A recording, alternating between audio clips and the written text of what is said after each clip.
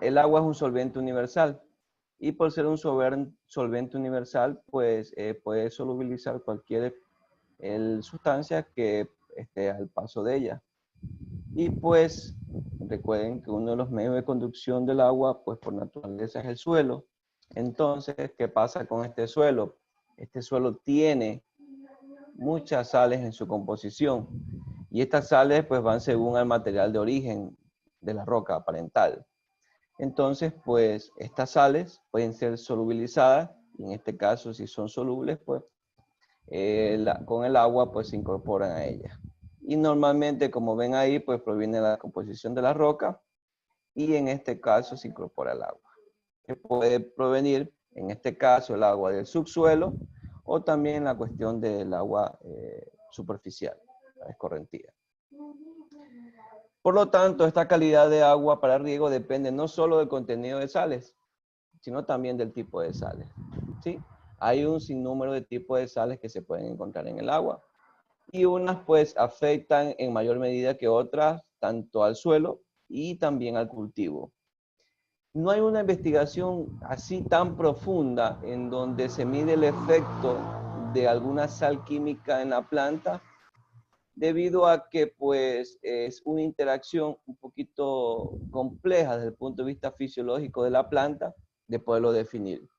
Como tal, siempre se considera que el contenido de sales en un porcentaje, en este caso, puede afectar o no al desarrollo de la producción de los cultivos. Pero pues por ahí, por los años 2000, sí se avanzó un estudio en donde se determinaba cuál era la fracción de lavado que se debería hacer a los suelos cuando tenía el aporte de alguna sal específica. Pero ya la actualidad pues está mucho en desuso, pues la diferencia en la fracción de lavado entre una sal y otra no era tan apreciable. Entonces, desde el punto de vista técnico-práctico, pues ya se ha dejado a que esto sea un valor general. Y este tipo de sales acarrea muchos problemas. En este caso, los problemas derivados o más comunes que se relacionan con la calidad de agua, por su efecto, pues serían los siguientes. En primer lugar,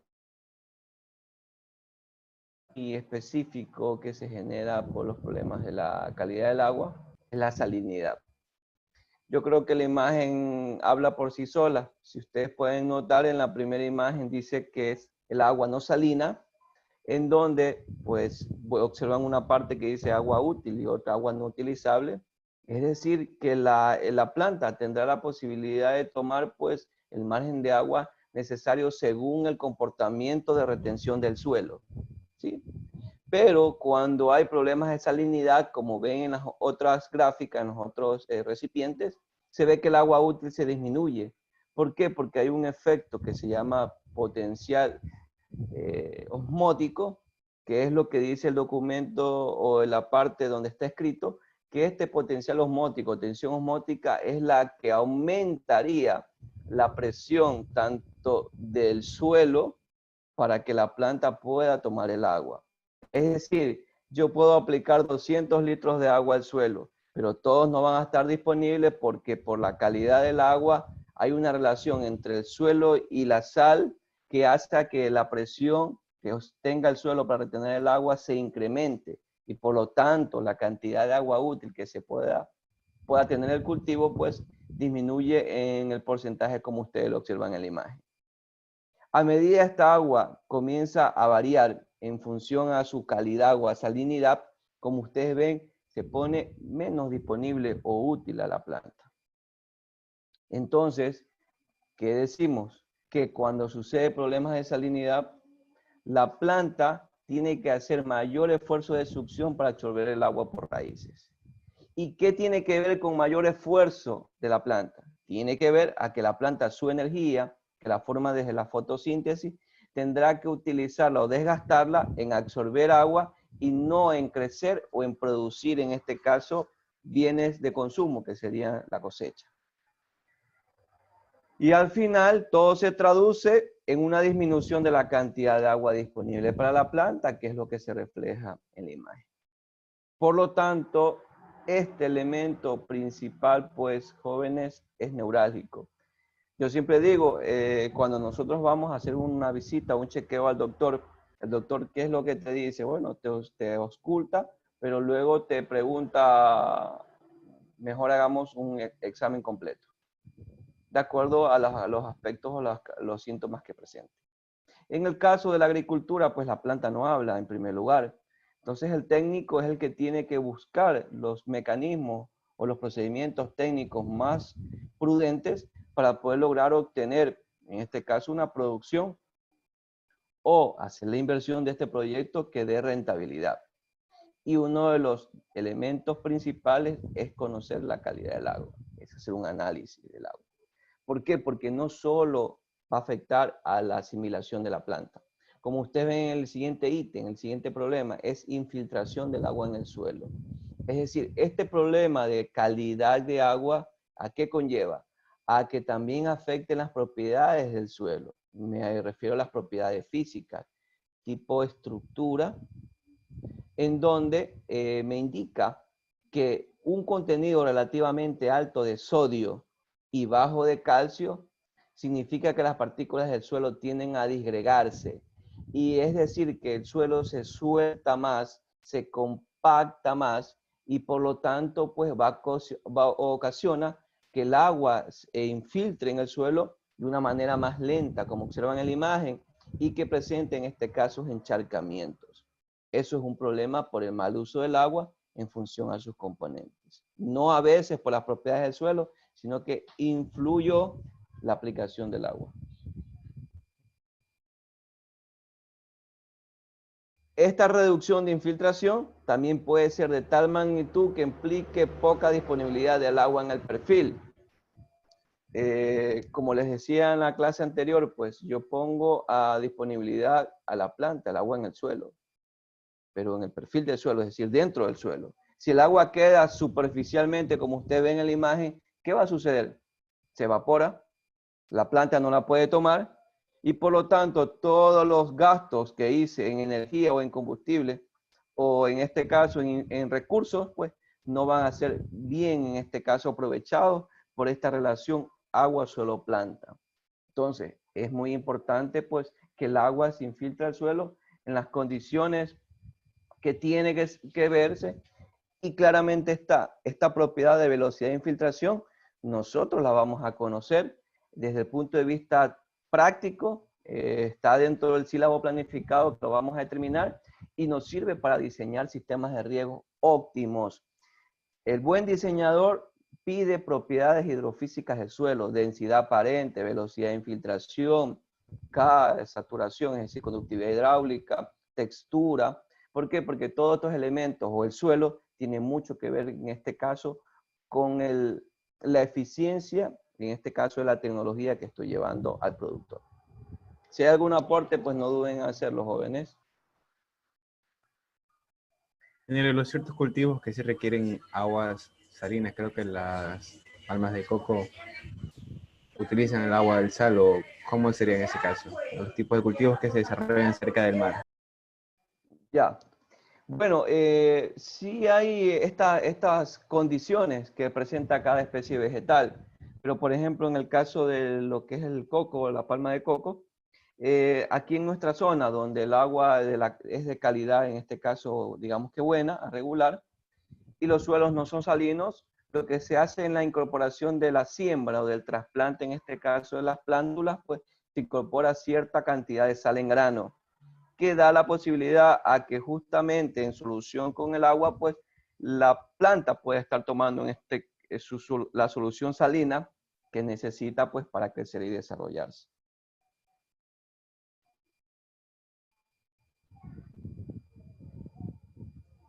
Otro problema más importante, como los dos, bueno, todos son importantes. El tercero de ellos es la toxicidad.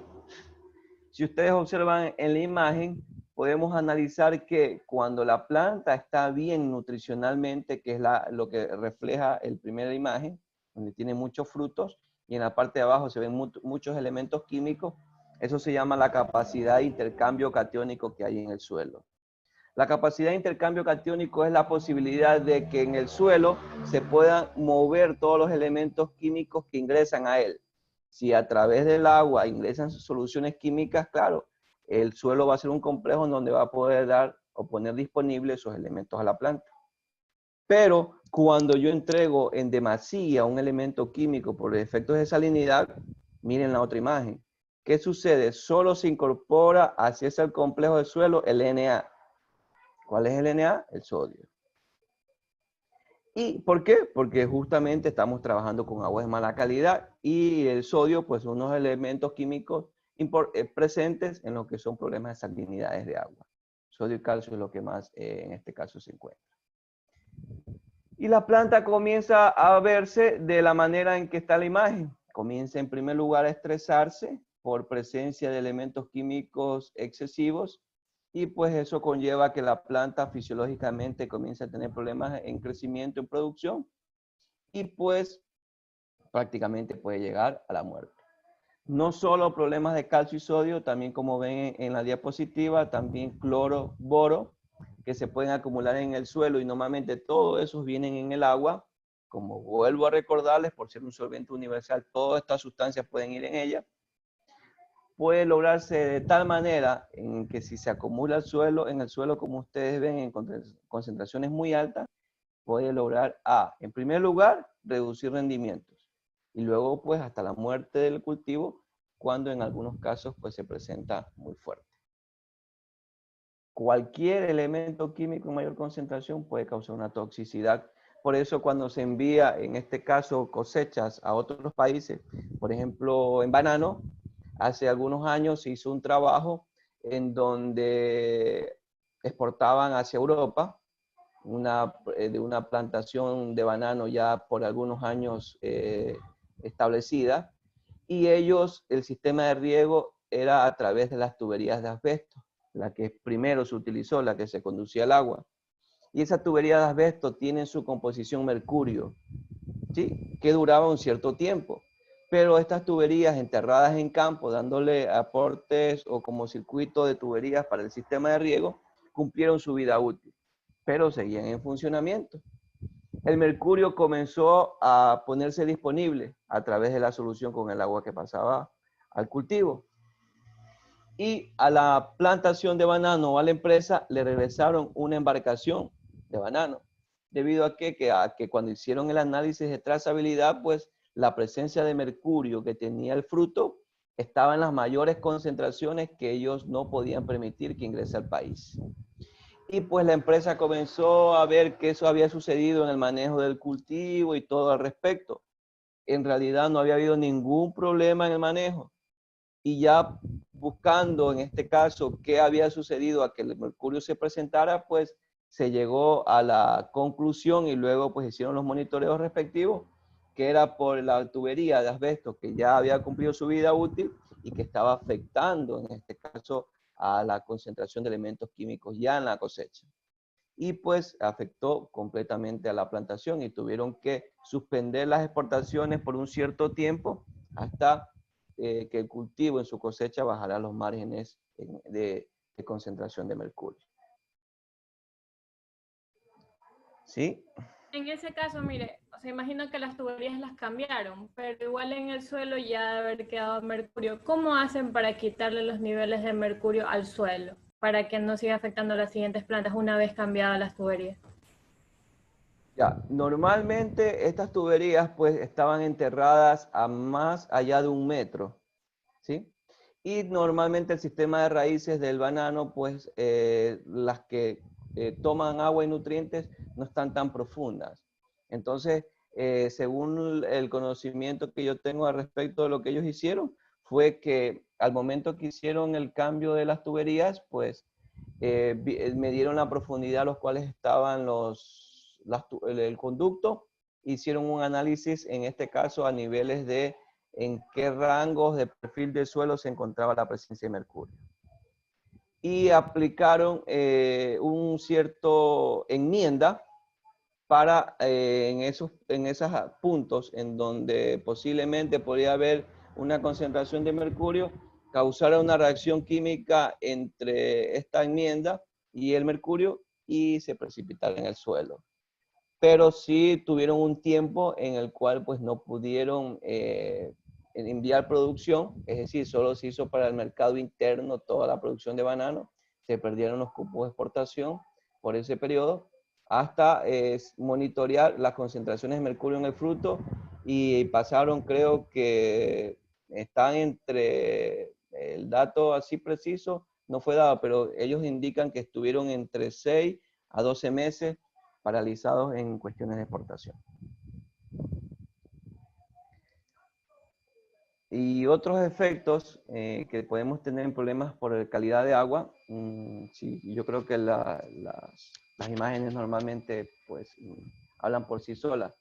Cuando tenemos presencia de algunos elementos químicos en el agua, esto me puede, como ven en la diapositiva, que haya la considerable presencia de nutrientes. Y estos pueden, en este caso, restringir la fertilización o pueden producirse excesos en el cultivo. Esto es bueno y esto es malo. ¿Por qué? Y eso lo vamos a calcular más adelante. Cuando en el agua se presenta un elemento químico que es indispensable para la planta, como un elemento químico principal, sea nitrógeno, fósforo, potasio, es muy poco que el nitrógeno se encuentre en altas concentraciones, pero se lo pone de ejemplo, siempre es el fósforo y el potasio. Yo puedo disminuir la aplicación de fertilizantes. Y disminuir la aplicación de fertilizantes es un ahorro en la producción. Claro está. Pero sabiendo cuáles serían las concentraciones de este elemento químico en el agua. Y nuevamente podemos notar que es muy importante hacer el análisis al agua, aún más cuando son actividades agropecuarias o en específicamente agrícolas. ¿Sí? Para conocer si algún elemento químico, por ejemplo el calcio, es muy importante para el pimiento, para el tomate, para el banano, y si yo tengo algunas concentraciones de calcio en el agua, pues ¿para qué voy a estar aplicando una enmienda a base de calcio que lo pueda tomar el cultivo si yo estoy aplicando calcio en el agua?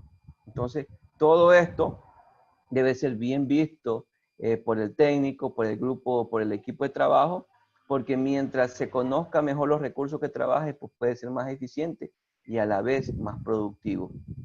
Pero también podemos tener problemas, ¿sí?, en que, si ustedes ven, la corrosión que puede causar en las tuberías, en este caso de acero negro, pues es muy importante. Y a la actualidad, pues se recomienda que todos los proyectos de riego, pues tengan en su mayoría materiales, tanto tuberías como accesorios, que sean de PVC, ¿sí? Y si existieran algún acople particular, que sea de Monel, o si es de acero negro, pero que justamente está haciendo un monitoreo o controlando, porque la corrosión disminuye los diámetros, en este caso del conducto, pues, y vamos a tener problemas de carga, de presiones en el sistema.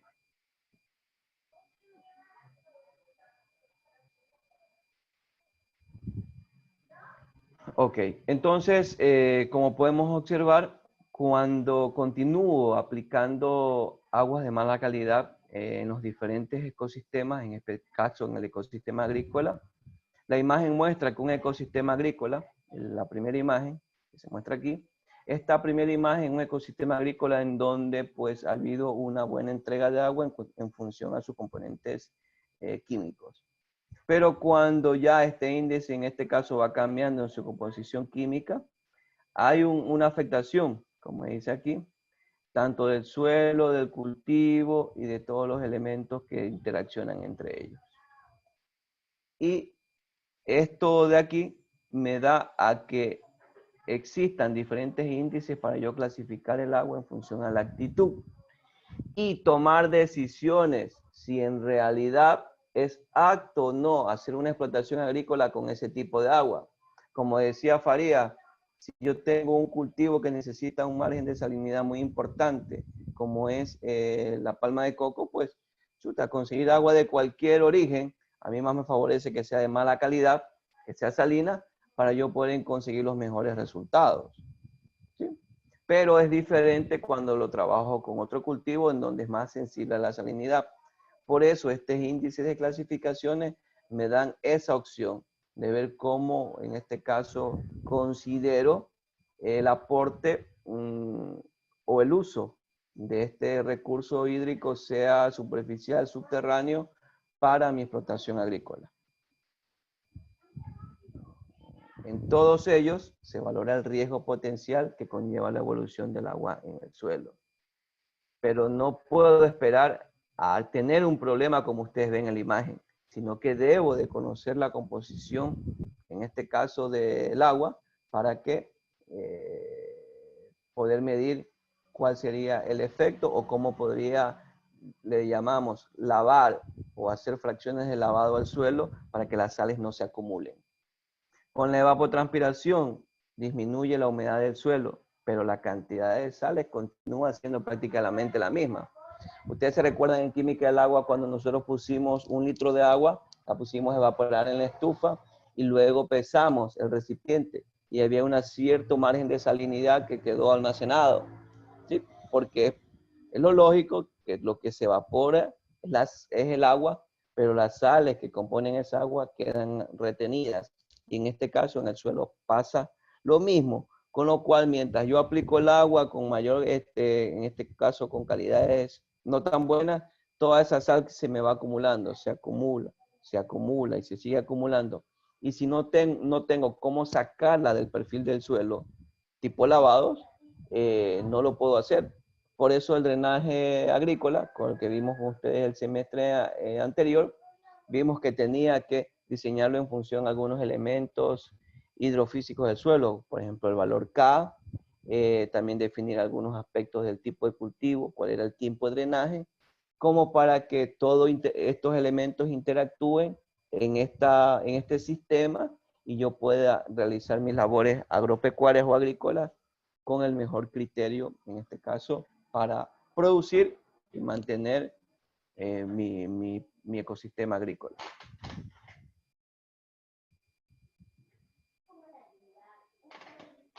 Ok, entonces, al hablar de estos efectos, pues el más fuerte, que es la salinidad, que fuimos observándolo como primer elemento, aquí nos podemos notar que la planta pues puede extraer el agua, ¿sí? Pero cuando el agua tiene poca concentración química, la planta lo absorbe de una manera normal, ¿sí?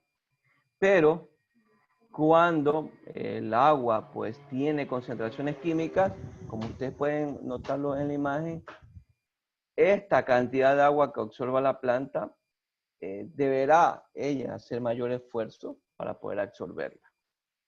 Entonces, a medida que disminuye el contenido de agua en el suelo, debido a la evapotranspiración, la fuerza que retiene el agua restante se incrementa y las plantas tienden a hacer mayor esfuerzo de succión. Por eso nosotros debemos aplicar un margen de humedad en el suelo óptimo para que la planta siempre con la misma fuerza absorba la humedad y no dedique más esfuerzo o en este caso energía de planta para absorber el agua y que la dedique exclusivamente a producir.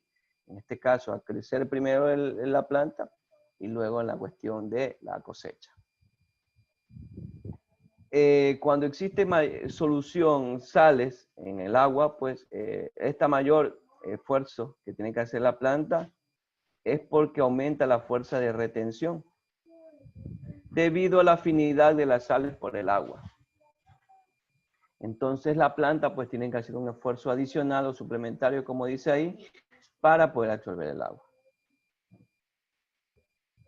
Y pues esto conlleva, como ustedes ven en la imagen, a que la planta pues disponga de menos agua para poder cumplir sus funciones.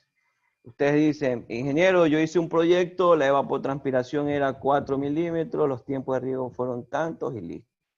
Se puso en el proyecto aplicar la cantidad de agua correspondiente.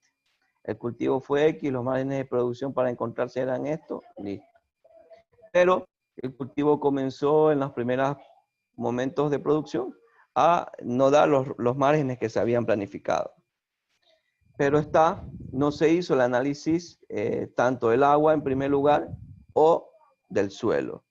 Porque usted hace el análisis del agua, puede conocer lo que contiene el agua, pero también es importante lo que contiene el suelo, porque en el momento que se unen ambas, es decir, la solución que genera el agua en el suelo, pues también va poniendo disponible estas sales al cultivo y puede causar en este caso un problema de crecimiento, producción y a la vez de menor cantidad de agua disponible.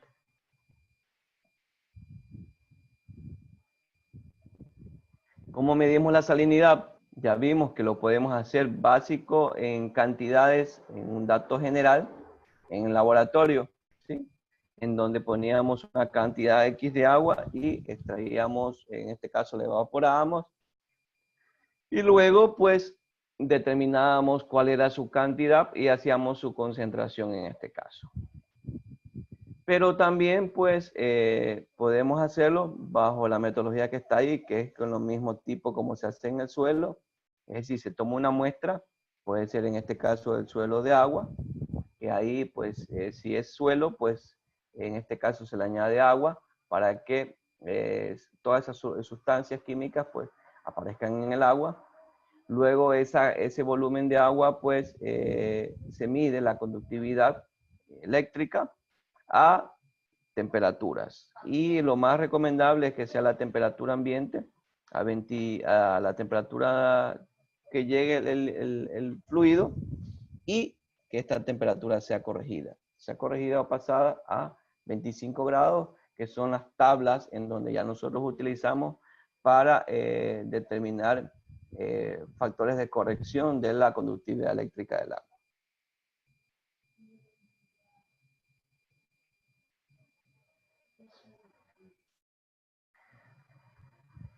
Como ven en la imagen, cuando yo aplico de aguas de mala calidad,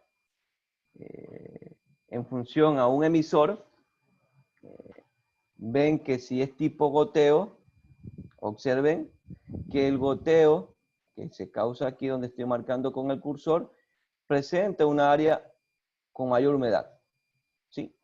Y esta área con mayor humedad es la que va llegando el agua, pero se va incorporando las otras perfiles o las otras capas del suelo y esto va limpiando, digamos así, como que va lavando. Por lo tanto, luego que se distribuye toda la humedad, y en este caso puedo analizar la distribución de las sales en función a la distribución de la humedad, vemos que mientras más cerca esté el emisor del perfil del suelo, en esos primeros centímetros no voy a tener acumulación de sal. La sal se acumula en el punto en donde el margen de humedad, como ustedes ven en la imagen, esta distribución del agua, es menor.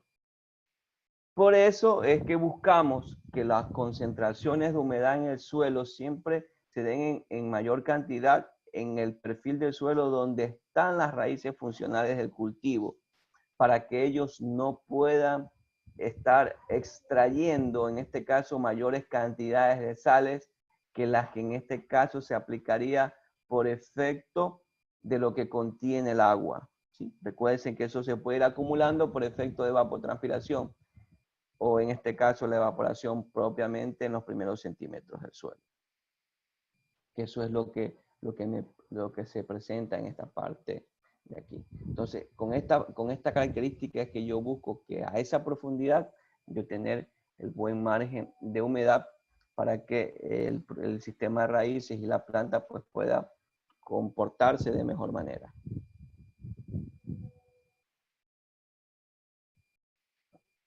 Y también puede suceder esto. El momento en que la sal se acumula en estos márgenes de aquí, en el otro el dato también se veía, bueno, aquí se ve de otra manera. Esta acumulación, en este caso de sales, puede llegar a darme muchos problemas en la cuestión de el manejo, no del cultivo actual, sino tal vez del cultivo venidero. ¿Por qué? Porque hay muchos productores que la misma explotación la hacen en el mismo punto. O corren un poco la siembra hacia un lado, o sea hacia adelante, o sea hacia atrás, de donde estaba la línea de siembra. Y da a que en esos márgenes pueden ser que encontramos mayor cantidad de sales acumuladas. Y hay muchas experiencias que dicen, yo sembré maíz y el maíz en algunas partes no me germinó, se murió, se pudrió la semilla. Justamente pues por estos elementos en donde Tal vez están trabajando con agua de muy mala calidad y pues necesitaba en este caso un lavado profundo de las sales para evacuarlas completamente del perfil del suelo y que no, en este caso, arriesgue a el cultivo y a la producción. Ingeniero, ¿y cuánto tiempo en sí llevaría a lavar la tierra para volverla a producir? O Ya, no sé, ¿cuánto tiempo? ya. Por ejemplo, nosotros en drenaje agrícola, cuando hablamos de recuperación de suelos salinos, que eso es una parte que no se compartió con ustedes, debido a que no daba el tiempo mayor para poder desarrollarlo en función a los otros temas que teníamos que haber abordado. Se calcula, nosotros podemos ir, por ejemplo, conociendo cuál es el margen de conductividad eléctrica o de salinidad que tiene la solución y voy causando lavados de suelos sucesivos hasta lograr llegar a que la conductividad eléctrica de la solución o del agua que sale a través del drenaje esté entre los márgenes que el cultivo pueda soportarme. Eso nosotros le llamamos recuperación o lavado de suelos salinos. Está dependiendo del tipo de agua que usted utilice y de la concentración de sales que estén acumuladas. Normalmente puede variar de pocas semanas hasta años, ¿sí? Dependiendo de qué grado de salinidad pues lo contenga. Y además de ello, pues usted puede también ir sembrando plantas que toleren esa salinidad. Como lo indicaba Farid al inicio, hay plantas que son más, necesitan mayor salinidad y se puede ir buscando cultivar esas especies hasta lograr ya bajar los márgenes de salinidades correspondientes al cultivo de interés, en este caso en nuestra producción. ¿Así, Marcelita? Ya. Ok. Entonces, ¿cómo puedo evaluar la salinidad? La salinidad la evalúo en función a los componentes y a las concentraciones de sales disueltas en el agua. ¿Sí? Estos componentes o sales disueltas en el agua en su concentración, pues nada más que son en general cationes y aniones, que son los que nosotros pudimos conocer en las asignaturas de química, ¿sí? En donde pues cada uno de ellos tiene su característica. En el caso de los cationes, pues los más comunes o los más interesantes de trabajar o los más importantes son calcio, sodio, magnesio y potasio. Estos son los más comunes, los básicos, como también se dicen en algunos análisis. Pero también pueden haber otros que van en función al interés que pretenda, en este caso, el dueño de la explotación, en este caso agropecuaria. Y en el caso de los aniones, tenemos pues los cuatro principales, serían cloro o cloruros, sulfatos, bicarbonatos y carbonatos.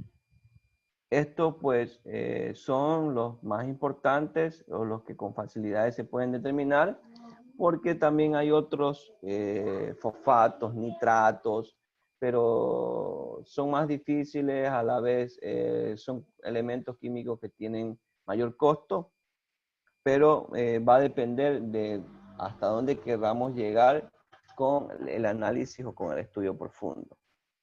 Actualmente hay muchos problemas, les cuento. En pitahaya, que es un cultivo agrícola que se está demandando mucho, hay personas que han sembrado pitahaya cerca, por ejemplo, por la zona de Jaramijó, Montecristi, Rocafuerte, y ya hay problemas de salinidad en algunos puntos, en donde pues los productores están preocupados porque en primer lugar es un rubro que da muy buenos ingresos, pero que ahora se ha bajado por efecto de que la relación que tiene suelo agua-planta no es buena. Entonces están buscando los mecanismos para poder, en este caso, mejorar los suelos, ver cuál es la solución más efectiva y he tenido varias conversaciones con algunos productores, inclusive ahora no he podido visitarlos pues por efecto de la situación del país, pero ya hay muchos problemas de salinidad porque solo las empresas que han ido a hacer sistemas de riego a las plantaciones pues han dotado, como siempre yo digo, del circuito de tuberías, en este caso el equipo de impulsión, han entregado o han hecho que el agua salga por las tuberías o por los emisores y el productor pues queda convencido del trabajo. Ya después de un año de uso, en este caso del sistema y ya interactuado con el suelo y la planta, pues ya han comenzado a tener muchos problemas. Hay casos que la costra, es decir, la sal, está superficial en el suelo que parece como que si fuera arena. Entonces ya hay un grado de afectación muy fuerte y toda esa situación pues se tiene que corregir o medir porque es un cultivo pues que con la inversión que se ha hecho como que es más factible hacer una inversión en recuperar el suelo que tratar de cambiar un cultivo a esas alturas de la inversión que ya se ha hecho. Ya el contenido de estas sales en su composición o concentración pueden ser medidas en diferentes unidades, que es las letras pequeñas que están en la tabla. Pueden ser medidos en miligramos, pueden ser medidos en 1000 equivalentes por litro. Y en este caso el 1000 equivalente es igual al peso atómico, molecular o iónico, expresado en miligramos, dividido para la valencia. Entonces, pues para el día de mañana, por favor, tengan a la mano tablas periódicas, donde estén los pesos atómicos, las valencias, porque pues mañana creo, porque hoy voy a avanzar toda la teoría, vamos a desarrollar ejercicios y cálculos donde vamos a determinar la calidad del agua en función a la salinidad y vamos a hacer algunos otros cálculos correspondientes. Entonces necesito pues que todas estas herramientas las tengamos a la mano. Y refrescar un poquito la química también.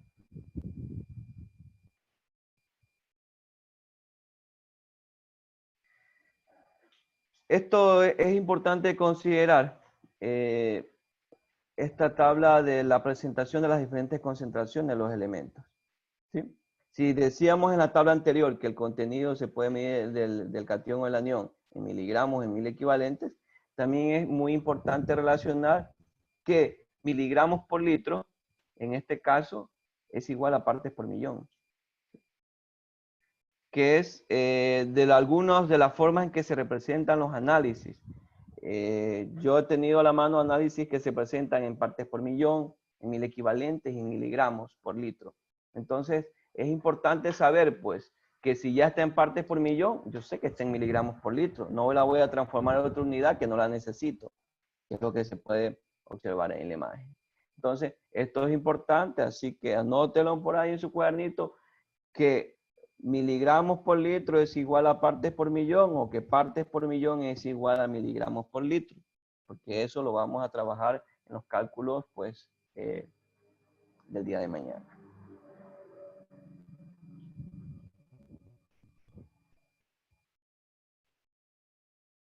¿Sí? ¿Alguna inquietud hasta aquí?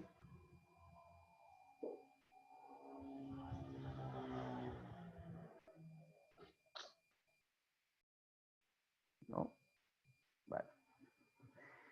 Bueno, también hay diferentes maneras de tratar de que en la práctica no se nos haga tan difícil hacer las transformaciones, que de miligramo a 1000 equivalente, que este elemento químico del otro.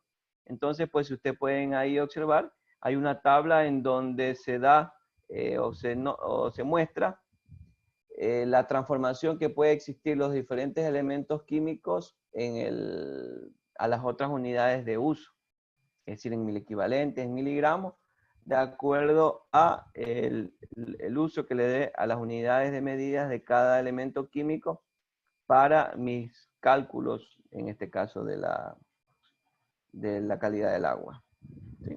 Por ejemplo, en calcio se dice que para transformar de miligramos a 1000 equivalentes, en este caso solo multiplicarlo por 20 es suficiente, pero tal vez cuántos 1000 equivalentes están contenidos en un miligramo, en este caso se lo hace para 0,05 y pues así en cada uno de ellos. Si me acompañan un poquito, pues tiene mucho que ver, por ejemplo, en el caso del sodio, que está aquí, el sodio es de valencia 1 y el peso del sodio es 23.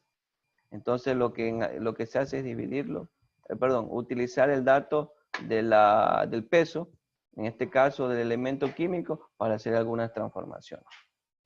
Que eso es algo más o menos de lo que vamos a estar observando el día de mañana en los cálculos. Pero esta tabla pues siempre la van a encontrar y justamente es esa relación. Es decir, ponemos en consideración el peso, que es lo que decía acá, el peso atómico, molecular o iónico, dependiendo de cómo lo presente la tabla, y pues se hacen algunas transformaciones, en este caso cortas. Cuando yo realizo un análisis de agua, lo puedo enviar a diferentes laboratorios. Actualmente ustedes saben que hay laboratorios acreditados o certificados, pero también pues en este caso tenemos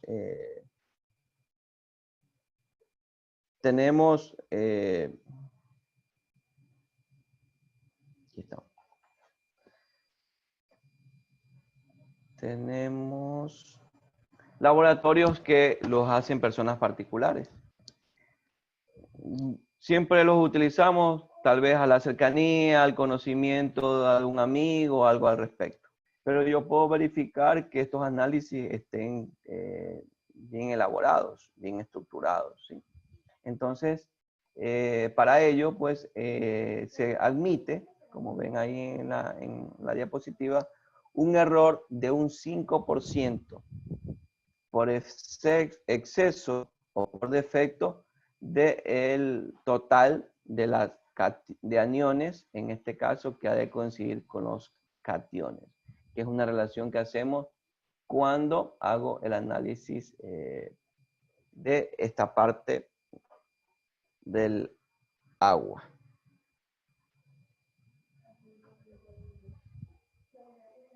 Ahí también les ubiqué una tabla en donde pongo los iones más comunes en el agua de riego con sus respectivos pesos equivalentes. El calcio, como les decía en el sodio, ahí está. El peso equivalente en este caso es dividir el peso atómico para la valencia, y el peso atómico del sodio es 23 y la valencia es 1. Pero el calcio, no sé por ahí a la mano, ¿alguien me recuerda el peso atómico del calcio? El del magnesio.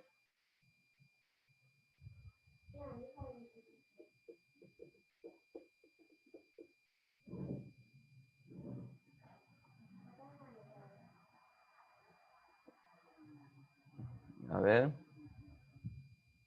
40.078. El del calcio. Okay. Ya, entonces, solo si hablamos de 40, si ustedes notan el peso equivalente, lo que he hecho es ese peso atómico que es 40, dividir para la valencia del calcio y me presenta su peso equivalente, que son los 20 que observan en la imagen. Sí, y así se puede hacer para todos los elementos químicos que hay. Entonces, es un ejercicio muy básico, por eso les pedía la tabla periódica, que en este caso una tabla periódica completa tiene los pesos atómicos y tiene también las valencias de cada elemento. Entonces, pueden observar el ejercicio. En el caso de los aniones, antes que me pregunten, ahí el ejercicio es diferente, ¿sí? No, bueno, creo que no alcancé a compartirle con ustedes en química del agua cuando les di esa parte. Pero este elemento en el cual se calcula, siempre se toma en cuenta la característica del elemento, de la sustancia en este caso, si es un bicarbonato, si es un sulfato. Así un ejemplo rápido, por ejemplo en el caso del sulfato, si es H2SO4, yo tengo que sacar el peso atómico del azufre, del oxígeno, del hidrógeno, y ese valor lo dividiría para 2, porque tengo 2 hidrógenos en este caso, en ese producto que está aquí, que es el que ven -2. ¿Sí? Aquí en bicarbonatos tengo un hidrógeno, lo dividiría para 1. Si ustedes sacan, busquen ahí el peso del carbono, el peso del hidrógeno y el peso del oxígeno. Vamos a ver, hacerlo en bicarbonato que nos da más rápido. Vean el peso del carbono, el peso del oxígeno y el peso del hidrógeno. Sí salió.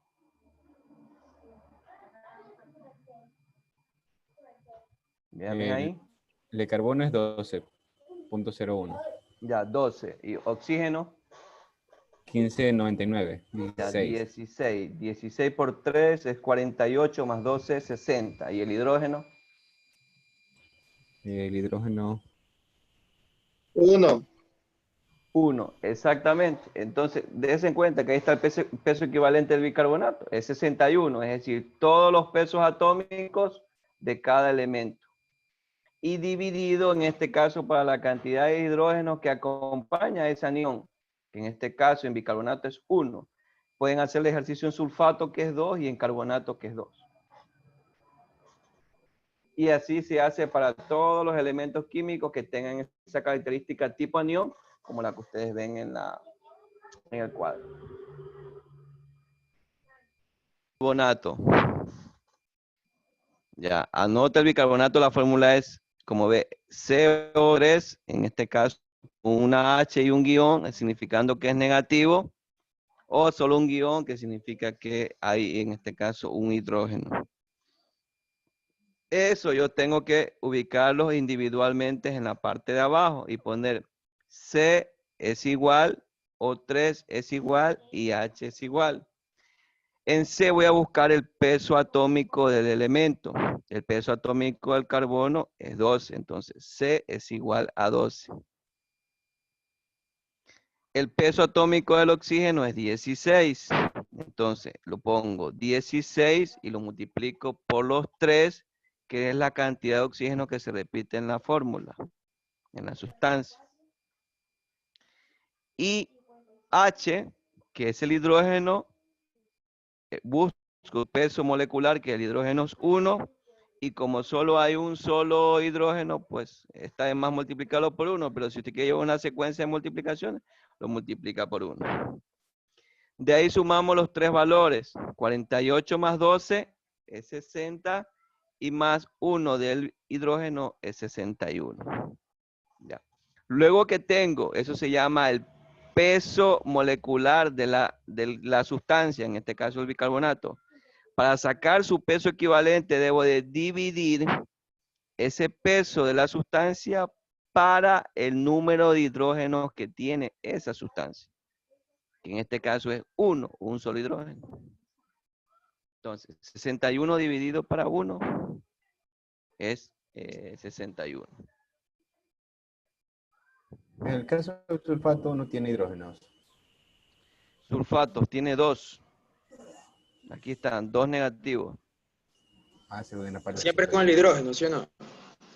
A lo último. Sí, normalmente todos los cationes que están aquí en esta tabla, que son originarios de un ácido, sí. En este caso es para la...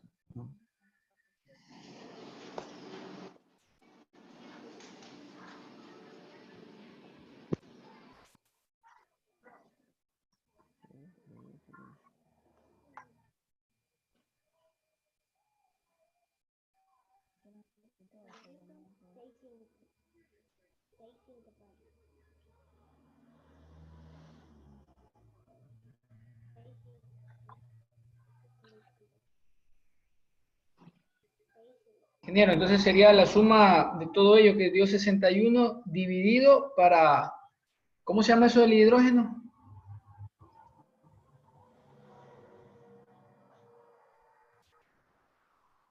¿Cómo se llama el hidrógeno?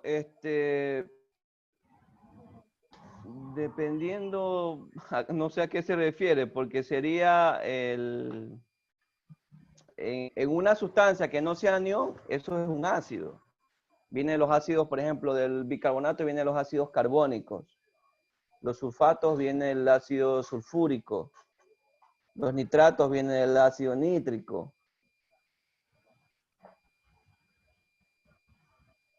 Sí, yo le decía más bien como para tener una idea ahí básica, como dividido para el H1, 2, algo así, no sé. Ya, yo tengo en química del agua preparado un material de esto. Les prometo que para el día de mañana que vamos a desarrollar el cálculo completo, voy a incorporar esta parte en la presentación para que ustedes también lo tengan entre su material de consulta, ¿ya? Chévere. ¿Alguien más?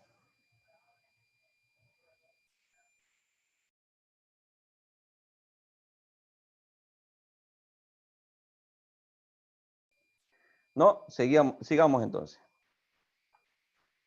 Disculpen, que es que hoy día la escuelita de mis hijos tiene una reunión, también así mismo por Zoom, y estaba organizando la otra computadora.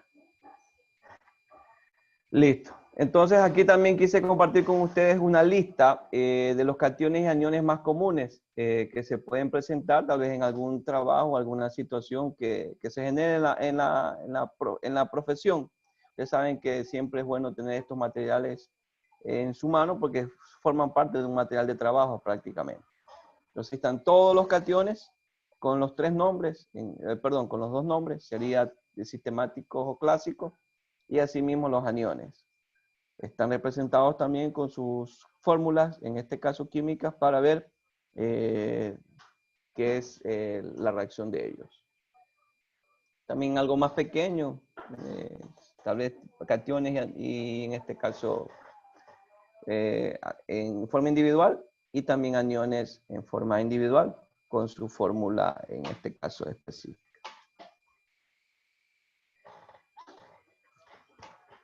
Para convertir,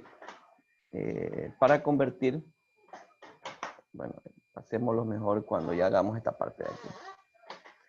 Entonces, al hablar de salinidad, nosotros decimos que tiene mucho que ver con la cantidad y con la composición de sales que tengan. Entonces, la concentración de sales, como veíamos en las presentaciones anteriores, pues puedo hacer diferentes formas de medirla. Puedo extraerla bajo diferentes condiciones con un medidor, o también puedo en este caso hacer mediciones indirectas. Como pueden observar en la presentación, pues hay dos métodos que se podrían realizar. El primero sería medición del contenido de sales. Eso lo hicimos con ustedes en laboratorio, en química del agua. Se tomó 1 litro de agua y se evaporó, en este caso, en estufa por el tiempo correspondiente, creo que fueron unos 24, 48, hasta 72 horas. ¿Sí? Luego que determinó, en este caso, la evaporación, nosotros pesamos el residuo del sólido en la balanza de precisión y los resultados se expresaron, en este caso, en gramos por litro, porque relacionamos el peso que tenía el residuo en función al litro de agua, o también lo podemos llevar a miligramos por litro, que como les he puesto ahí, es igual a partes por millón. Y también pues puedo medir la conductividad eléctrica a través del equipo, del conductímetro, en donde pues solo yo pongo el equipo y tomo pues la medida de conductividad, y a la vez también me representa el dato de temperatura del agua, que es muy importante para ajustar o corregir los valores de conductividad que varían mucho en función a la temperatura. Y por lo tanto, se presenta 5 grados. ¿Por qué? Porque es la medida estándar que se dio para el cálculo de conductividad eléctrica con el agua. Y ya está normalizado los precios cuando no están a 25 grados. Se los multiplica por un factor de ajuste, un factor de corrección, y pues en este caso el valor se lo determina a 25 grados. ¿En qué unidades podemos encontrar la conductividad? Se puede expresar en varias unidades. La primera unidad, como usted ve en la presentación, es el mol sobre centímetros. Pero el agua comenzó a presentar valores más pequeños en la concentración de algunos elementos químicos. Entonces, no me daba la posibilidad de representar muy bien esos resultados. Por lo tanto, hubo una modificación en la unidad de medida. Y a la actualidad, como ustedes ven ahí, la unidad de medida es el decisiemen sobre metros, que es ds metros, o en microsiemen sobre centímetro, que en este caso es la palabra micro s centímetro, o en algunos también le ponen el mu, que es como una letra U, un bracito, para representar en este caso el elemento. Asimismo, la conductividad a 25, pues los ajustamos con el factor, que todo eso vamos a trabajar el día de mañana, y tenemos el valor correspondiente. Pero en algunos casos, nótese que nosotros no tenemos el equipo completo para hacer nuestros estudios, nuestros análisis. Y tengo un mecanismo de cálculo que me dan todos los valores. Entonces, yo puedo relacionar el contenido de sales totales y la conductividad eléctrica mediante esa fórmula que observan en la pantalla. Sólidos totales es igual al 64%, es igual al 64% de la conductividad eléctrica. ¿Sí? Y la presión osmótica y la conductividad eléctrica también se relacionan mediante otras pequeñas fórmulas. Que la presión osmótica es igual al 36% de la conductividad eléctrica. Asimismo, si tengo sólidos totales, pues puedo determinar la conductividad eléctrica, pero no la presión osmótica. Si ustedes notan esto, prácticamente yo podría definir o estudiar la conductividad eléctrica de varios cuerpos de agua y puedo determinar en ellas el contenido de sales totales, la presión osmótica y como tal, pues, tener un mapeo de las características del agua en algún punto en específico.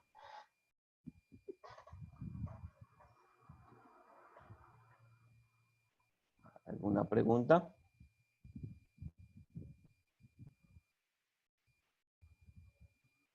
Ok. Entonces, ¿qué sucede? Actualmente nosotros encontramos pues diferentes formas de representar la conductividad eléctrica o encuentro documentos tipo informes en donde los resultados pues o las unidades de presentación varían. Entonces es importante aprender a convertir unidades de conductividad eléctrica por efecto de uso en actividades de riego. Y como ustedes ven ahí, pues tengo la forma de transformarlo con esa representación. Un 10 siemen metro es igual a un milimol sobre centímetro. Un microsiemen centímetro es igual a un micromol centímetros. Un milisiemen centímetros es igual a 1000 microsiemen centímetros. Noten que la palabra micro también la han reemplazado por la letra mu, que les decía en antes, porque es las dos formas de poderlas encontrar en documentos. Significa lo mismo, micro S sobre centímetro que US sobre centímetros. Es lo mismo, ojo con eso, sino que la he ubicado así por efecto de lo que encontramos en los documentos. Un decisiemen es igual a un milisiemen sobre centímetro. Un mol sobre centímetros es igual a 1000 milimol sobre centímetros. Y esto, un mol, es igual a 1.000.000 de micromol sobre centímetros. Asimismo, un milisiemen sobre centímetro es igual a 1 milimol sobre centímetro.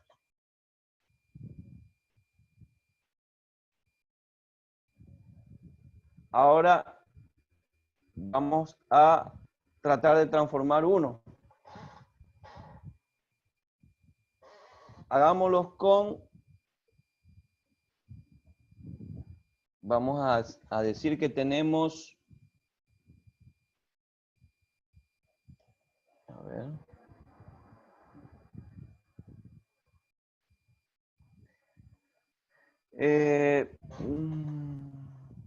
Tengo, ya, tengo 2500 micromos sobre centímetros. Anoten, 2500 micromos sobre centímetros y lo voy a transformar a decisiemens sobre metros. 2,5, Jocelyn, exacto. 2,5. Noten, por favor, si ustedes ven, dice en el 1, 2, 3, 4, 5, dice un mol sobre centímetro es igual a 1000 milimol sobre centímetro y es igual a 1.000.000 de micromol sobre centímetro. Solo tomando esa relación, yo puedo, con esos datos de ahí, irme hasta el primer elemento, donde dice que un 17 metro es igual a 1 milimol sobre centímetro. Es decir, los 2500 lo divido para 1000 y me salen, en este caso, los 2,5. O pues de la forma en que hizo Jocelyn. ¿Cómo lo transformó Jocelyn? ¿Nos puede compartir?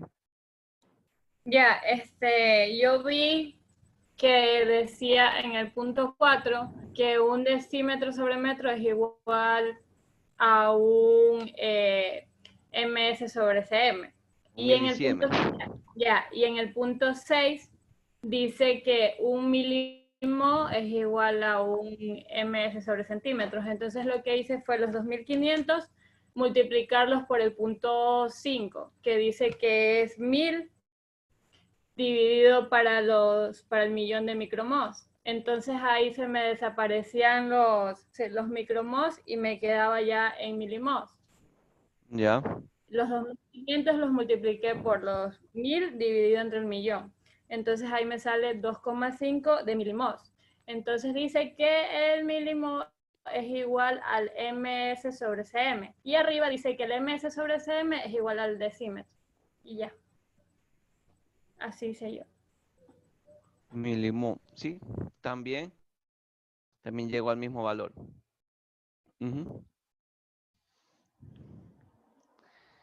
Es la forma de interpretar las diferentes unidades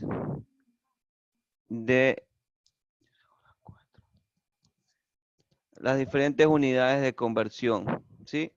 Es decir, de la forma en que lo interpreta Jocelyn, es válido, es un camino corto en función al análisis de cada una de las unidades y también se puede desarrollar una transformación, una conversión bien desglosada, podemos decir así, en donde va transformando de micromol a milimol, de ahí milisiemen y ahí decisiemens, ¿sí? Pero el detalle es llegar a ese valor que cuando lo dio Jocelyn o cuando les pedí, 2,5 es el valor real o es el valor que en este caso deberían haber llegado. Ahora bien, todos estos problemas del primer efecto, muy importante la calidad del agua, que es la salinidad. ¿Cómo nosotros podemos tratar en este caso estos problemas de salinidad cuando ya los tenemos en el suelo o en la plantación o en la explotación agropecuaria? Hay diferentes formas de hacerlo, a largo plazo y a corto plazo, ¿sí? En función a largo plazo, pues, es decir, va a durar más tiempo, pero pues los trabajos son eficientes también. Puedo hacer lixiviaciones, drenajes, cambios de cultivo por otro más tolerante. Y a corto plazo, es decir, algo que necesito que se solucione ya, lo que preguntaba antes Marcela, pueden ser programaciones de riego para evitar la formación de costas superficiales, emplazamiento de las semillas para evitar las zonas del suelo de mayor salinidad y fertilizaciones adecuadas, así como también otras prácticas al respecto. Vamos a ir conversando cada una de ellos y ahí le voy dando detalle de esto. El primer elemento, que es muy importante, joven, es muy importante esta parte de aquí. La lixiviación es uno de los mejores métodos para evitar la acumulación de sales en el suelo por efecto de la salinidad que puede causada por el agua. Esta lixiviación, la misma palabra lo dice, pues es como tratar de mover las sales hacia otro lugar. que como se muestra en la diapositiva, dice, para evitar la acumulación de sales en la zona radical hasta límites peligrosos, es necesario que las sales se desplacen por lixiviación, al menos que se iguale a la aportada con el agua de riego. Es decir, lograr que las sales no tomen contacto con el sistema de raíces para que, en este caso, las sales que se concentran, como vimos en la imagen, para que el cultivo no se afecte en su desarrollo. ¿Cómo lo logro? Vean lo que dice hacia más abajo de la diapositiva, que esta lixiviación es llamada también requerimiento de lavado o fracción de lavado, es la cantidad de agua. Perdón un ratito.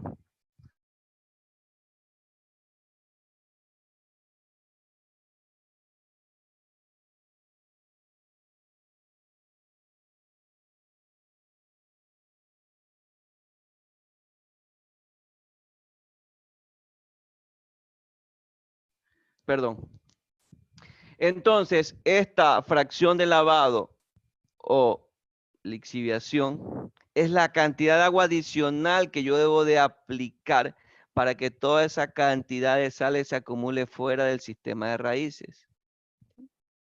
Normalmente se expresa en tanto por uno.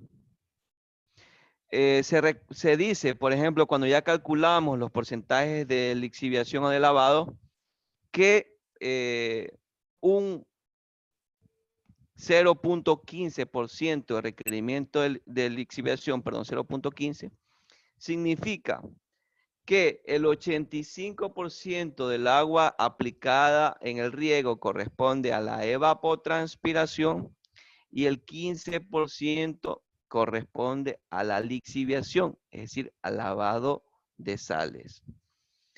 Es muy importante, ¿por qué? Porque aquí también mido en función de economía, cuestiones de costos. ¿Qué puede pasar? Si yo estoy aplicando mucha cantidad de agua por lavados o por fracción de lavado, no es conveniente para mi explotación agrícola, ya que eso va a depender de mayor recursos de extracción de agua, gastos de equipo. Entonces hay una norma que en algunos documentos se maneja que hasta el 20% o el 0.2% es adecuado aceptar una fracción de lixiviación. Cuando ya sobrepasa de esa cantidad, lo más conveniente es cambiar por otro cultivo que sea tolerante a la salinidad. ¿Cómo lo logramos? Ya vamos a ver qué fórmula utilizamos al respecto. Es una fórmula sencilla. Ok. Entonces, ¿cómo nosotros determinamos el requerimiento de lixiviación, jóvenes? Lo que ustedes observan en la diapositiva son las fórmulas que utilizamos para poder calcular el requerimiento de lixiviación.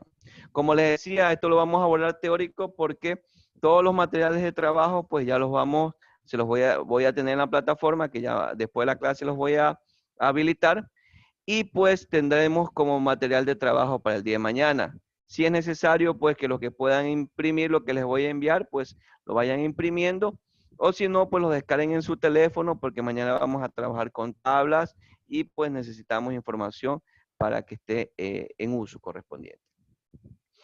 ¿Cómo nosotros utilizamos fórmulas para requerimiento lavado? ¿Qué sucede cuando utilizamos el riego? Que los riegos se presentan de diferentes aplicaciones en el suelo. Por ejemplo, para el caso de riego por gravedad y aspersión, ¿cuál es el principio de ellos? Que se deben de regar, en este caso, con baja frecuencia. ¿A qué me refiero? A que se pueden regar muy distantes entre ellos, entre riegos. Si riego lunes, puedo regar el próximo lunes, como puedo regar el sábado. Es decir, muy distantes. Por eso la fórmula, como ustedes las observan, es diferente a la de alta frecuencia. ¿Por qué la de alta frecuencia? Porque en riego goteo o localizado, como mucho se conoce, pues se necesita aplicar agua diariamente. Y esa aplicación de agua diariamente es riegos de alta frecuencia, que se expresa con la fórmula que ustedes observan ahí. Y lo demás es reemplazar valores, que todo esto pues ya lo vamos a ir desarrollando el día de mañana. Igual si anoten la fórmula, aunque todo esto va a estar en la plataforma luego de que terminemos la clase. En riego por goteo siempre es importante tomar el valor máximo, como ven en la fórmula. ¿Por qué? Porque como yo estoy regando todos los días, no se va a acumular sales en el suelo. ¿Por qué? Porque cada vez que yo humedezco el suelo, las sales se van empujando, digamos así, buscando un perfil más profundo del suelo. Por la presencia de humedad, que en este caso lo doy según la necesidad de la planta. Como decimos, ¿qué tan bueno es comer un alimento en donde lo puedo desarrollar durante el día en 3, 4 momentos? ¿O qué tan factible es solo una sola comida en el día y tratar de comer todo lo que significa mi dieta alimentaria en un día? Es un poco difícil. Entonces el riego localizado busca entregar cantidades de agua dosificadas en función a las necesidades diarias de la planta. Mientras que el riego por gravedad y aspersión busca almacenar el agua en el suelo para que la planta lo tome al segundo día, al tercer día, al cuarto día, al quinto día. Por eso las fórmulas de requerimiento de lavado, como ustedes observan, difieren mucho entre ellas. ¿Ya? Entonces, algo más que se puede hacer, pero no lo he puesto en práctica. En realidad, el requerimiento de lavado real, que es algo muy específico dentro del lavado de sales, se debe de hacerlo conociendo la característica de los suelos, en este caso que tienen para ser lavados. Y esto no hay, pero ni siquiera investigaciones generales sobre cuál sería la eficiencia de lavado para cada tipo de suelo. Por ejemplo, lo único que dice ahí, que la eficiencia de lavado va del 100% en suelos arenosos hasta el 30% en suelos arcillosos de fácil dilatación. Pero recuerden que nuestro suelo es una variación de concentraciones, es decir, son franco-limosos, franco-arcillosos, son arenosos. Su clasificación es muy variada. Entonces, no puedo yo concentrar un requerimiento de lavado real siempre y cuando no haga un estudio de eficiencia de lavado de cada uno de los suelos que podríamos tener en nuestros primeros centímetros de suelo. No es que no se pueda hacer, claro que se puede hacer. Es una investigación en donde lo que se necesita son pocos materiales, pocos recursos, y donde se podría evaluar, generalmente decimos así, si yo tengo un suelo, tomo una porción de él, preparo una solución, hablo por ejemplo tipo salina, ¿sí? O una solución tipo colorante, y hago su aplicación en la parte superior. Dejo que el agua se infiltre y recojo pues el producto, el residuo, el lavado. Y en esa eficiencia de lavado justamente se ve la cantidad de diferencia que hubo. Punto 1, en la concentración de sales. O punto 2, en la concentración de la tintura. Y puedo decir cuál sería la eficiencia de lavado que tiene ese suelo para estas actividades, en este caso de lavado de sales agrícolas. No, en realidad no lo hay, por eso en muchos de los cálculos que utilizamos para programaciones de riego, tanto en estudios como en consultorías, pues nunca abordamos esa parte, inclusive tampoco lo solicitan, porque esto solo quedó una información muy gruesa, pero no se aplica. Inclusive hasta un mismo ejemplo tengo desarrollado ahí en la diapositiva, pero pues no hay información valedera como para yo asegurar de que esto funcione. Por eso no se considera. La tolerancia a la salinidad varía de unos cultivos a otros. Y eso pues en cuestiones de criterios generales tal vez ya ustedes lo conozcan. Los más tolerantes tienen mejor capacidad de adaptación osmótica, es decir, a la presión que ejerce las sales en solución, que permiten absorber mayor cantidad de agua en condiciones de alta salinidad. Y ahí tenemos el ejemplo del coco. ¿sí? Y de algunos que necesiten mayor cantidad de sales, que justamente es característica propiamente del material. Pero en cultivos sensibles, regados con agua salina, se requiere de gran cantidad de agua para satisfacer los requerimientos de la lixiviación. ¿Sí?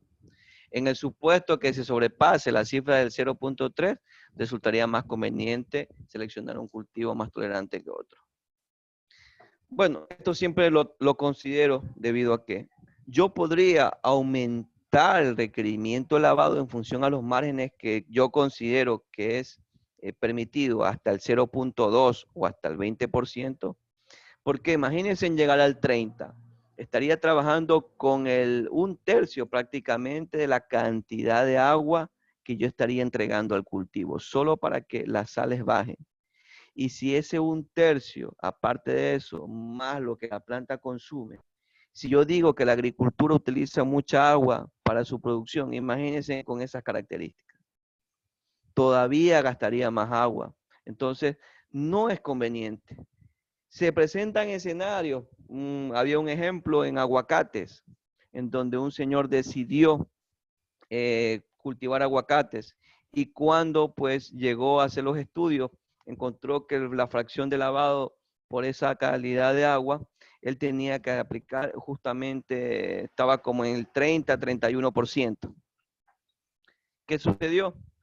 Que el señor iba a cambiar de cultivo, pero la empresa dijo de que por las condiciones de ubicación geográfica de él y todo, ese aguacate iba a tener las mejores características, que la empresa iba a pagar buen precio por el producto. Y el señor, por la cuestión de costos, justificó, en este caso, producir aguacates. Pero como ustedes ven, con un 30 o 31% de agua en exceso que no formaría parte de la evapotranspiración del cultivo. Y eso aumentaría los volúmenes de agua utilizados en agricultura. Sí hay esos casos que a veces se consideran. Pero imagínense si estamos con un cultivo de consumo en el mercado nuestro local. Si aquí el producto no se paga bien. Imagínense en aumentar más eso. Asimismo, para poder hacer la lixiviación o lavado de sales, a veces pues no lo hago, pero toda esa sales se va acumulando. La gran ventaja que tenemos nosotros como país es que estamos ubicados en este punto geográfico en donde tenemos época seca y época lluviosa. Es muy importante porque el mejor método para lavar sales es la lluvia y nosotros la tenemos en algunos meses del año. Entonces, este método o este recurso propio de nuestra zona nos da la posibilidad de que las sales de los suelos se laven en la época lluviosa, siempre y cuando tengan un sistema de drenaje para que ese exceso pueda ser evacuado fuera de la propiedad. Ojo con eso. Yo puedo lavar con la lluvia, pero si lo que hago es que las sales se acumulan hacia abajo, al fondo, pero acumulo costras de calcio o de sodio bajo el suelo que después pueden causar daño a mis demás cultivos. Lo mejor es evacuarla fuera de la propiedad y ahí es que viene el drenaje agrícola. Entonces, el efecto de la eficacia de la lluvia como lavado depende de la cantidad de agua, de la intensidad de agua y el momento en que se produce. Ustedes son muy buenos en hidrología, se pueden simular diferentes escenarios de eficacia del lixiviado de sales en diferentes suelos en función a la cantidad, intensidad y momento de la lluvia. Y como ven, relaciona aspectos importantes de la hidráulica en general con aspectos de este medio que es la producción agropecuaria. Ingeniero, Dígame, Jocelyn. el agua represada sería un agua con altos contenidos de sal. En ciertos casos sí, porque habría que conocer qué características tiene el suelo aguas arriba que pueden estar afectando la calidad de esa agua. Habría que hacerle un estudio también. O sea, pero también se puede decir que el agua represada no es la más óptima para lo que es la agricultura. Mire, yo tengo unos análisis del Carrizal Chone, de la represa, que es el agua que viene allá, y el agua no estaba en unos índices de uso en agricultura buenos, ¿sí? Estaba dentro de las C2, S1, es decir, una clasificación buena. Pero como es muy variable, ¿sí? Puede ser que haya habido algún efecto y que el índice haya cambiado, pero sí es necesario también hacerle el estudio y el análisis. Bueno, esto ya está abordado en la parte anterior. Esta parte de aquí. Es preferible programar lixiviaciones durante periodos de menor consumo de agua por los cultivos. Esto ahora les va a causar mucho ruido a ustedes o lo van a sonar bastante raro porque no hemos calculado algunas cosas del consumo de la planta. Pero la planta en algunas etapas de crecimiento tiene menor consumo de agua. Y ahí es justamente también donde yo puedo programar lixiviaciones. ¿Para qué? Para que la cantidad de agua que yo utilice en estas fracciones pues no sea tan mayor y afecte a la extracción del recurso. Y puede ser un buen mecanismo y una buena propuesta técnica para mejorar algunas condiciones de riego en algunas localidades. No se lo hace mucho, les soy sincero, no lo hacemos mucho, pero pues es un punto de partida bueno comenzarlo a investigar en algunos puntos en específico. Aún más cuando no se llueve en algunos lugares, pues se necesita esta parte. Como tal, otra técnica que habíamos hablado que era drenaje, que justamente acompañaba la lixiviación, y como ustedes ven, o como ya también vimos el semestre pasado, pues ahí tenemos mucho que ver el nivel freático, tiene mucho que ver el agua que queda en la superficie, tipo escorrentía, y pues todo esto da la posibilidad a mejorar las condiciones. También sabemos que la evapotranspiración pues tiene mucho que ver en este aspecto y también se relaciona justamente en esta parte. Es decir, necesito que se evapotranspire el ecosistema agrícola, pero si hubiera algún exceso tanto de niveles freáticos como de aguas superficiales, pues debo eliminarlas. Aún más, si tengo problemas de salinidad, pues requiero mayor concentraciones de lixiviación para que se estabilice la cuestión del nivel freático y a la vez no me afecte la calidad del agua freática. Como les comentaba el semestre anterior, ya hemos hecho estudios en donde sí varía mucho la calidad del agua freática por efecto de algunas actividades agrícolas. Bueno, esto de aquí no lo considero. Y los tratamientos a corto plazo, con eso cerramos la sesión de hoy día. Los tratamientos a corto plazo, que podemos ver ahí. En primer lugar, el emplazamiento de la semilla. ¿Qué vemos en la gráfica? En la gráfica vemos la acumulación de sales en puntos en diferentes tipos de siembra. Siembras en caballones, como se dice el punto A, en el punto B, en caballones estrechos. ¿Qué observamos en la parte de puntos? En toda esa parte punteada es donde se acumulan las sales. ¿Sí? Por efecto de la presencia del agua, como ustedes ven en cada uno de los canales. ¿Qué es lo que hacen algunos agricultores? Justamente vuelven a sembrar al siguiente ciclo en el centro, en este caso del cabellón, ancho del cabellón estrecho. ¿Y qué notamos ahí? Que hay la mayor cantidad de sales concentradas en ese punto. Y eso pues no se puede permitir. Entonces, lo que se debe hacer es que en riego por surco el agua no ocupa toda la superficie y esa parte central pues no se moja tanto, entonces siempre arrastra las sales a esa parte. Es preferible hacer las siembras 1 a 2 filas, bien en la parte alta del caballón, cuando es ancho, es decir, esta es la parte alta, o en los lomos de los mismos, ¿sí? Y tratar de evitar sembrar en este punto con las características de la presencia de las sales. Cuando no tengo yo presencias de lluvia, mi mejor método para lavar sales es el riego por aspersión. En algunos casos, pues también el de inundación lo dan algunos autores, pero por la cantidad de agua que se gasta, pues el de aspersión es el que lleva, en este caso, el estandarte o la bandera. Y si no tengo lluvias en algunas localidades, pues lo mejor es hacer lavado de sales con aspersores. Y por eso en algunas propiedades se ubican hidrantes, en donde se ponen para ubicar aspersores tipo cañones, para que puedan regar esas áreas, humedecerlas y lavar sales. ¿Qué pasa en cítricos? Dirán ustedes cuando sucede esto. Miren cómo se presenta la humedad. Mayor concentrada en el punto específico donde está el cultivo y más alejada de ellos se acumularían las sales en la periferia. ¿Qué pasaría cuando la planta está creciendo? Crece más y la sal tengo que evacuarla más allá de sus sistemas de raíces. Entonces, el control de salinidad a corto plazo se logra por sí solo con la alta frecuencia de la aplicación de agua, que arrastra las sales hacia la periferia del bulbo, lo que permite regar con aguas más salinas que en otros sistemas. Es decir, puedo regar hasta 2 veces al día. 2 veces al día, 3 veces al día, con la intención de arrastrar las sales más alejadas del sistema de raíces y que mi cultivo puede tomar. Por eso Israel, pues, utiliza en este caso aguas de mala calidad y hace agricultura, porque todo lo hace con, en este caso, riego por goteo.